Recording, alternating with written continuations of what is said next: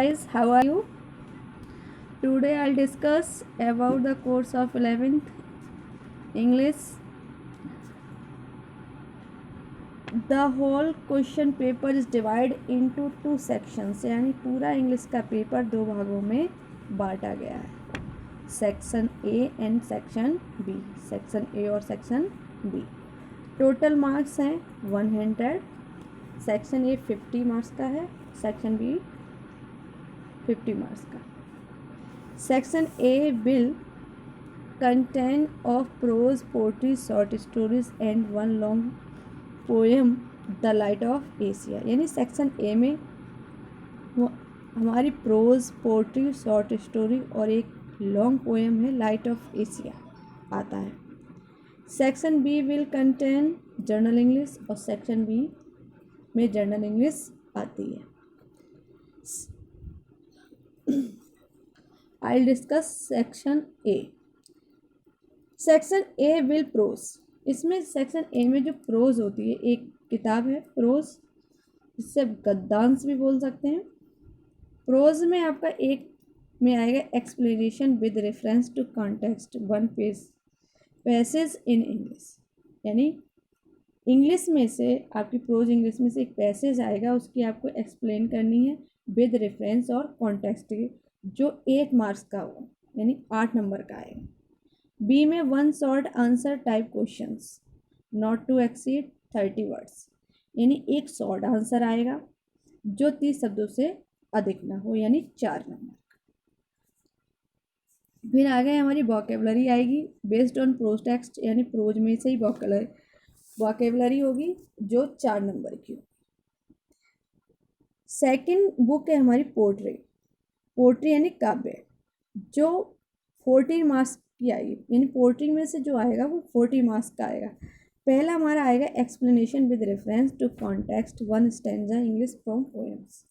यानी पोएम में से किसी एक स्टैंजा को आपको एक्सप्लेन करनी है। 2 आएंगे, उनमें से कोई एक करनी है एक्सप्लेन विद रेफरेंस और कॉन्टेक्स्ट की, जो 8 मार्क्स का होगा, यानी 8 नंबर का होगा।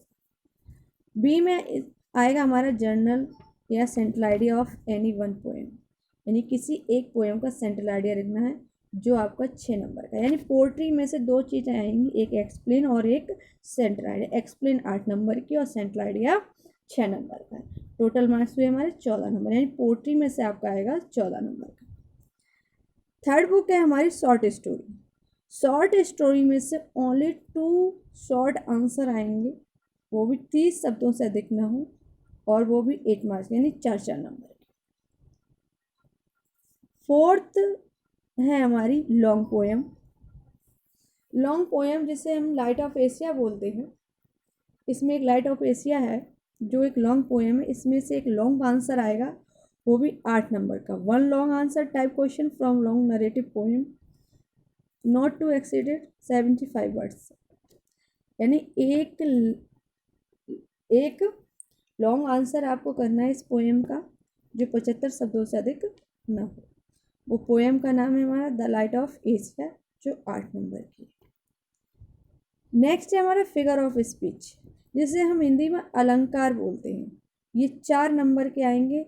Define any one of the flowing figure of speech with examples. यानी नीचे दिए गए फिगर ऑफ स्पीच में से किसी एक की आपको परिभाषा लिखनी है और 2 एग्जाम्पल देने, यानी 2 नंबर की डेफिनेशन आपकी, 2 नंबर के एग्जाम्पल्स, यानी टोटल हुए आपके 4 नंबर। जिसमें फिगर ऑफ स्पीच में कौन कौन से 7 फिगर ऑफ स्पीच आते हैं? Simile, metaphor, personification, apostrophe, oxymoron, hyperbole. Now section B. Section B is mark 50, यानी सेक्शन बी है वो भी 50 मार्क्स का ही है। Section B will contain general English, यानी इसमें ग्रामर आएगी आपकी सेक्शन बी में। पहले ही हमारे आएगा पहला फर्स्ट चैप्टर जो होगा वो डायरेक्ट इनडायरेक्ट स्पीच का होगा, 2 नंबर का।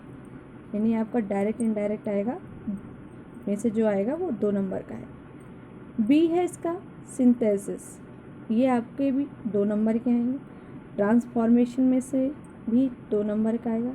सिंटैक्स, सिंटैक्स का मतलब होता है correction of sentences to test the knowledge of syntax, ये भी आपके 2 नंबर के हैं। नेक्स्ट वोकेबलरी जो है 14 मार्क्स की आती है, जिसमें आपके सिनोनियम्स यानी समानार्थी 3 नंबर के आएंगे, एंटोनियम्स यानी विलोम शब्द 3 नंबर के आएंगे, होमोफोन समान उच्चारण वाले जो शब्द होते हैं जो समान साउंड देते हैं 2 मार्क्स के आएंगे, वन वर्ड वो भी आपके 3 मार्क्स के आएंगे, ईडियम एंड फ्रेज हैं वो 3 मार्क के आएंगे। अब आएगा तीसरे पे आता है हमारा ट्रांसलेशन, हिंदी टू इंग्लिश आपकी 10 नंबर की आएगी, ऐसे राइटिंग आपका 12 नंबर का आएगा, और लेटर राइटिंग या एप्लीकेशन आपकी 6 नंबर की आएगी। Now section A, section A में आपको 3 बुक्स बताई थी मैंने, प्रोज, पोट्री, शॉर्ट स्टोरी। अब इनके जो चैप्टर्स हैं वो देख लीजिए। प्रोज में 8 चैप्टर आएंगे आपके, प्रोज विल कंटेन 8 चैप्टर्स, यानी प्रोज में 8 चैप्टर होंगे।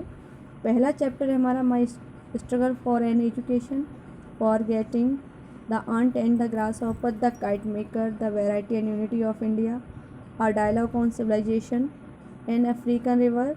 सिविलाइजेशन में थोड़ी मिस्टेक है, एस की जगह जेड होनी चाहिए। An African river, road to safety. Short stories में आपके 4 चैप्टर्स हैं, pen pal, after 20 years, drought, the selfish giant. Poetry में आपके 10 पोएम्स हैं।